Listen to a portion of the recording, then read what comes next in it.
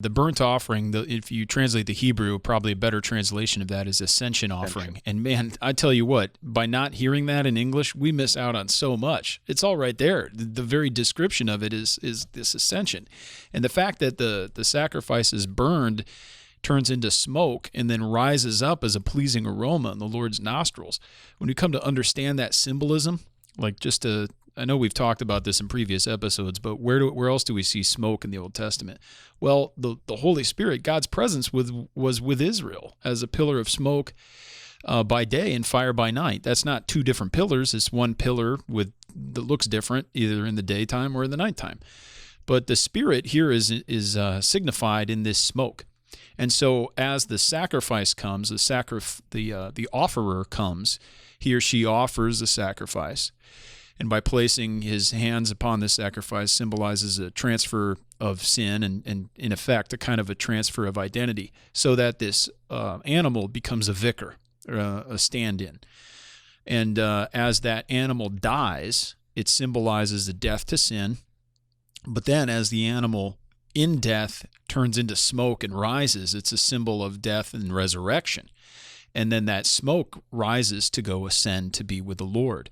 So the sacrifice itself is a very visual depiction of this life of dying to self and dying to sin and being raised up in this newness of life and going to be with the Lord.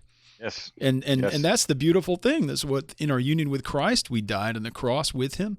We're buried with him in baptism. We're raised up with him into this newness of life. And then who brings us unto him ultimately? The man of heaven, life-giving Spirit. Yeah. In Ephesians 5:2, Voss has pointed this out, of course, when Jesus offered himself as a fragrant aroma, Right. a sweet-smelling sacrifice to God. That is the antitypical ascent. Mm-hmm. And in his ascent, meaning that's the ultimate ascends. True ascent. Antitypical, just again, that means that's the original. Everything else was pointing to that.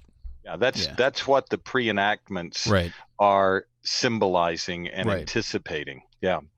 And so in that antitypical or climactic or consummate or true ascent, the church ascends in the sacrificial offering of Christ and his ascension up into heaven.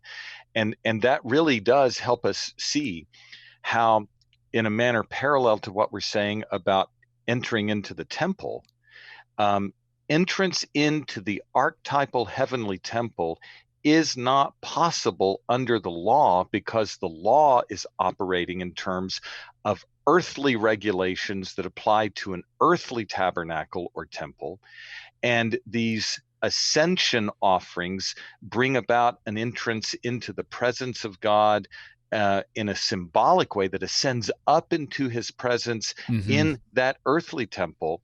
And then as such, because it's a type, because it is a pre-enactment of the true ascension that is to come, as long as those earthly symbolic and typical structures are standing, the way into heaven itself has not been opened. What do you need for that? You need the substance, the reality that was pre-enacted, the reality that was prefigured, which is the death and resurrection and ascension of Christ himself. And so there's really a beautiful connection here, a beautiful way that the law both reveals yet veils the fullness of the glory and entrance into the heavenly temple, the heavenly mountain that is secured by Christ himself.